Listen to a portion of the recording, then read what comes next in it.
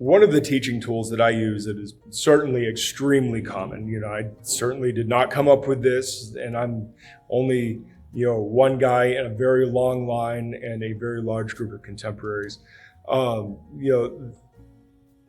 This is not a me thing, this is just a thing. But I make use of analogies a lot. Now, for me, I use analogies for martial arts and training, like fitness training and stuff to some degree, but for martial arts specifically, I use music and cooking a lot because honestly, those work pretty well as analogies, and they're also things that I engage with personally, and so I understand them well enough to make analogies. I've had students who are into tech stuff, and apparently like tech and coding are useful analogies. I've made some of those analogies, but I only have a very surface level understanding of that stuff, so I can't go too deep into the weeds with it. But the analogy or the making analogies around cooking is super useful, right? Because everybody has to eat, and most people have at least tried cooking, even if they don't regularly do any like real cooking, even if they just make, mac and cheese on their stovetop. It's something, right? But most people understand that there are a lot of different cooking methods. Most people understand that there are different spices, different kinds of flavors. Most people understand that there's stuff that is actually physically toxic to us humans that we can't eat. There's stuff that is toxic in very high dosages. I mean, look, the poison's in the dose always. But the point of differentiating is there are some things that you just don't eat because it will make you sick. And then there are other things where actually at a certain level it's food, and at a higher level it's poison. So there are some things like that. Obviously, there are also like food sensations, right? I mean, obviously you have, your sense of smell, right? The scent of food is a major part of eating. But there are things like texture is a food sensation. Spiciness is a food sensation. It's not a flavor, it's a sensation that comes along with the food. Temperature is a sensation that comes along with the food. And certain things will actually taste better or worse if you increase or decrease those things or change those things in a certain way.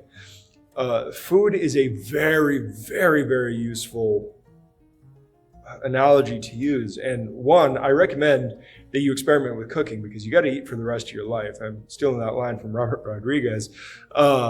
The guy that made Desperado, and he taught you how to make puerco pibil, which is fantastic, by the way. Once Upon a Time in Mexico was a terrible movie, but in the specials, he takes you through a 10-minute cooking school, teaches you how to make this, and a couple times a year, my wife is like, "Hey, will you make that for me again?" Because it's good food. And anyway, the point is that you've got to eat for the rest of your life. So you might as well eat at least well enough. You don't have to make every meal really great or anything like that, but you should kind of know a few things that suit your palate well. And, you should also understand, like in correspondence to your nutrition well enough that you can make the things that fit within your macros and your sensitivities. You should be able to make those things taste as good as you need them to be.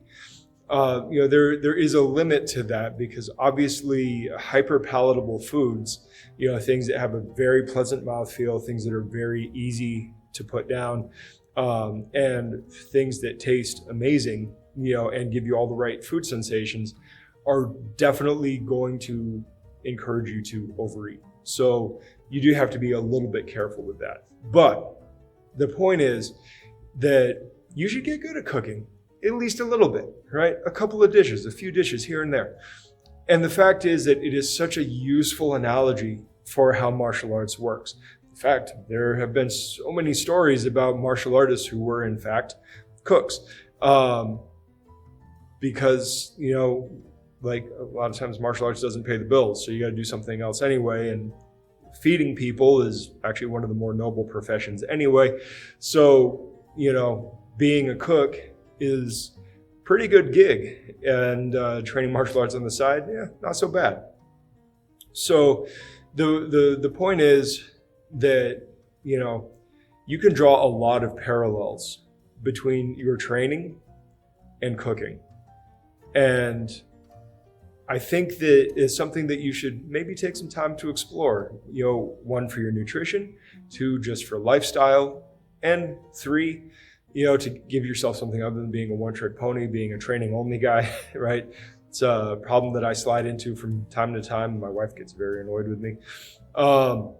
You know, so I would encourage you, learn a little bit about cooking.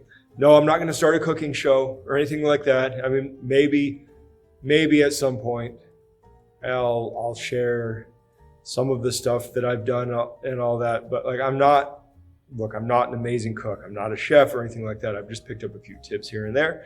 I make a few things that I like really well because I like them. And most of these things I didn't just come up with. They're just things, you know, that I decided to try, and it was something that kind of made its way into the regular.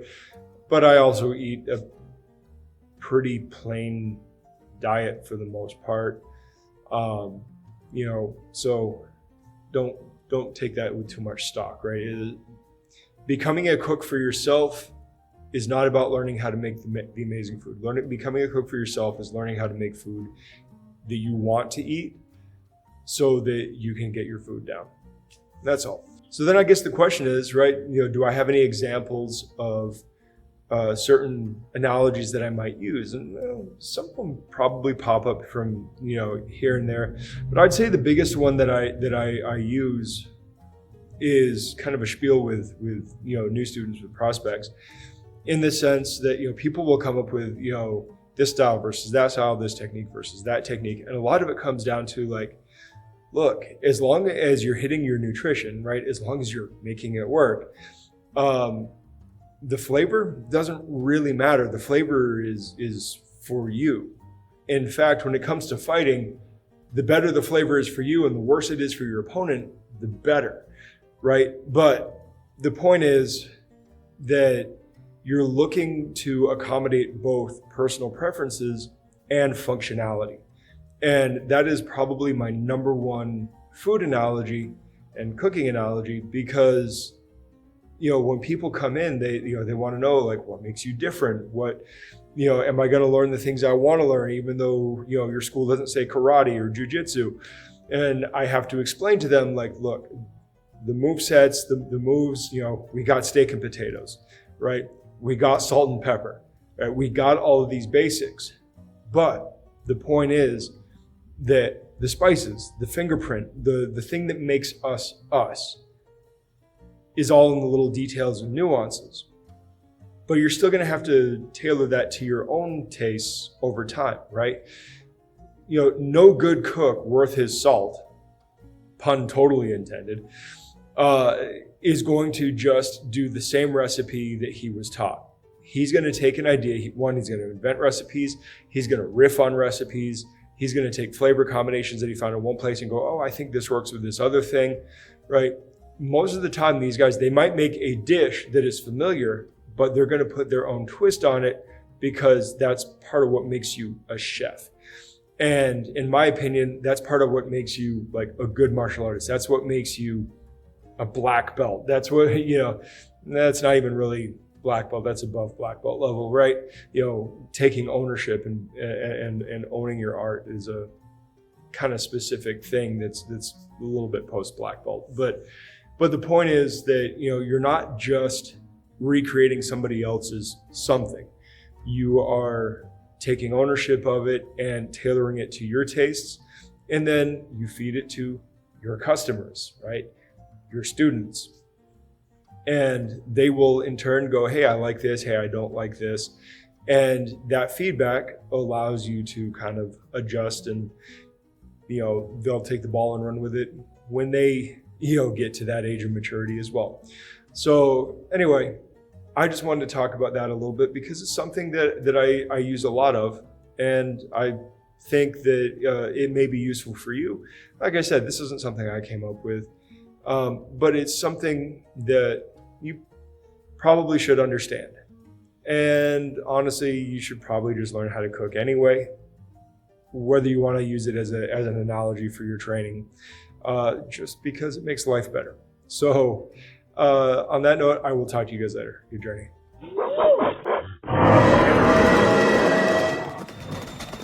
Thanks for watching. Like, subscribe, share. Check us out on our other socials, and please head over to blacksunboxing.com to get a little more info, including how to contact us. Furthermore, if you are in the Phoenix area, please feel free to stop in, say hi, join in for a class, whatever. Also, if you ever see us cite sources or just for additional content, please check out our Substack. That is where we put all of the sources we use in our videos and is a major part of this. Plus, it serves as a membership platform for long distance learning and for people who would like to support us but aren't local. We would greatly appreciate it if you signed up. Even just the free membership helps us out a lot. All right, I will see you guys in the next video. Good journey.